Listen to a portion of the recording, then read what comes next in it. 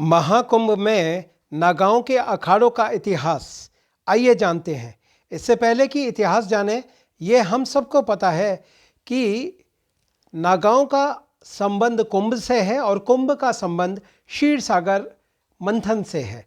क्षीर सागर मंथन जो कि देवताओं और असुरों के बीच हुआ था, जिसमें 14 रत्न हमें प्राप्त हुए थे, जिसमें कालकूट या हलाहल, ऐरावत या सफ़ेद हाथी, कामधेनु या गाय सुरभि, उच्चाश्रवा या सफ़ेद 7 मुख वाला घोड़ा, कौस्तुभ मणि या पद्मराग मणि, कल्प वृक्ष या देवलोक का वृक्ष, रंभा या देवलोक की अप्सरा, महालक्ष्मी धन संपदा व समृद्धि की देवी, वारुणी क्षीर सागर से निकली मदिरा, चंद्रमा परिजात वृक्ष, पांचजन्य शंख, धन्वंतरी, और अंत में हमें अमृत कलश मिला।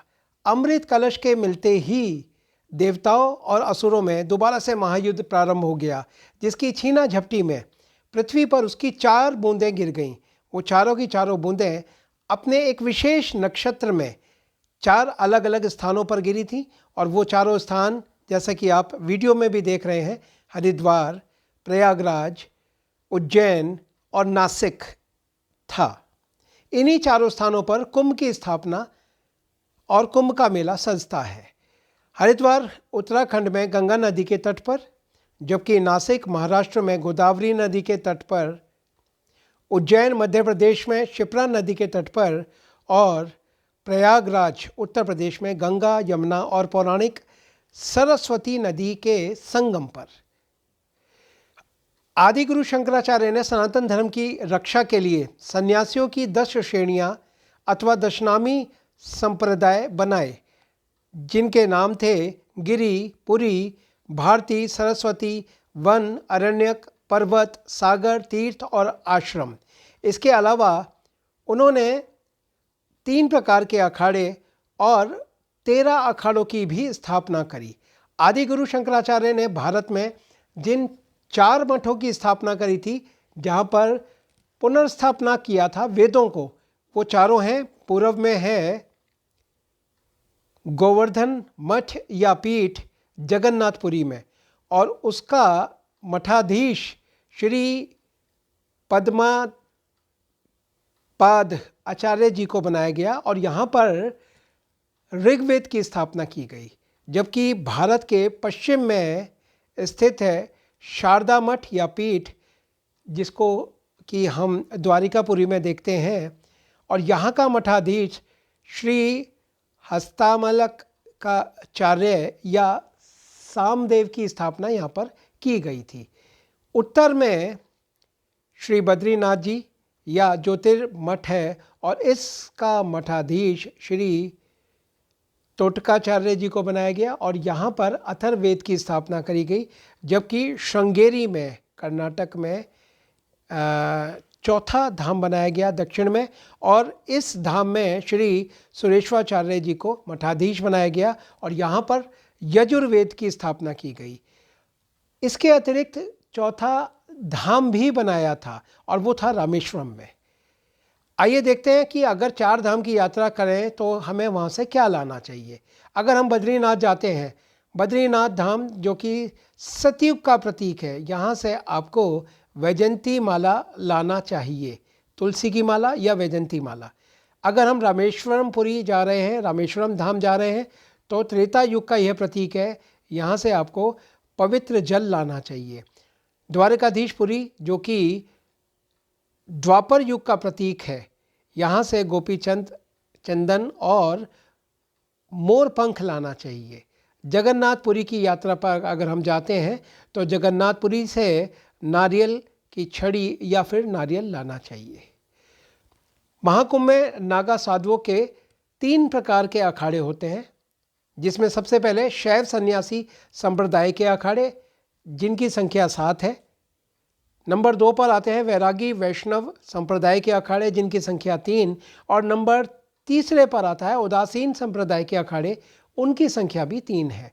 आइए जानते हैं शैव सन्यासी संप्रदाय के अखाड़े। सबसे पहले इसमें नाम आता है श्री पंचायती अखाड़ा निर्वाणी, जो कि प्रयागराज उत्तर प्रदेश में स्थित है।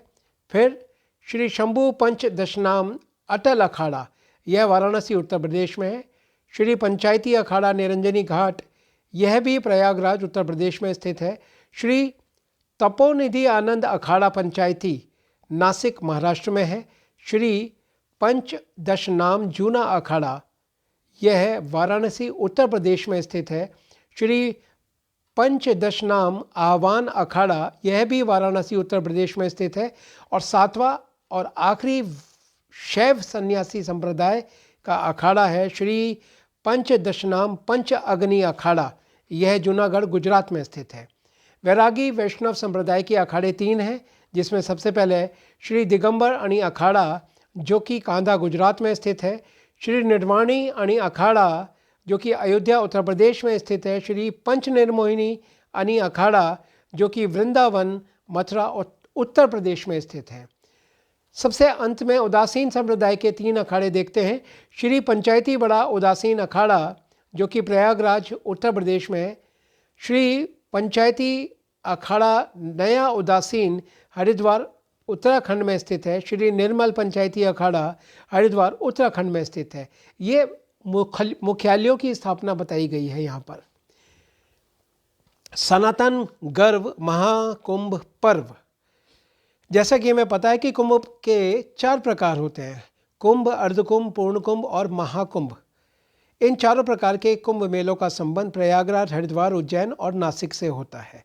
प्रयागराज के कुंभ मेले का आयोजन तब होता है जब बृहस्पति वृषभ राशि में तथा सूर्य और चंद्रमा देवता मकर राशि में प्रवेश करते हैं। महाकुंभ मेले में अगर अखाड़े की मैं बात करूं तो अखाड़ा साधुओं का वह दल है जो शास्त्र और शस्त्र विद्या में भी पारंगत होता है।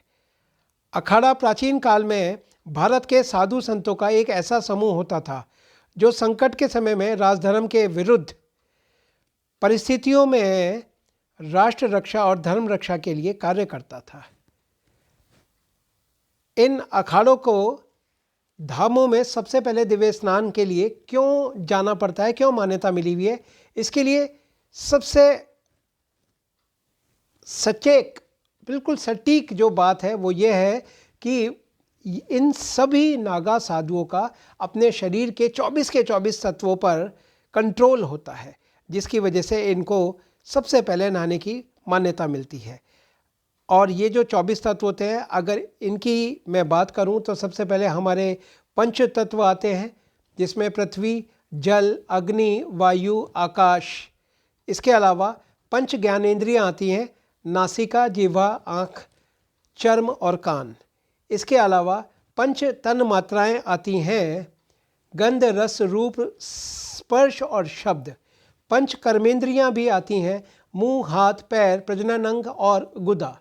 और अंत में 4 अंतःकरण आते हैं, मन, चित्त, बुद्धि और अहंकार। क्योंकि इन 24 के 24 शरीर के तत्वों को ये कंट्रोल में रखते हैं, इसलिए सबसे पहले इन्हीं को मान्यता मिलती है। आशा करता हूँ कि महाकुंभ में नागाओं के अखाड़ों का यह छोटा सा वर्णन निश्चित रूप से आपको आगे काम आएगा। धन्यवाद।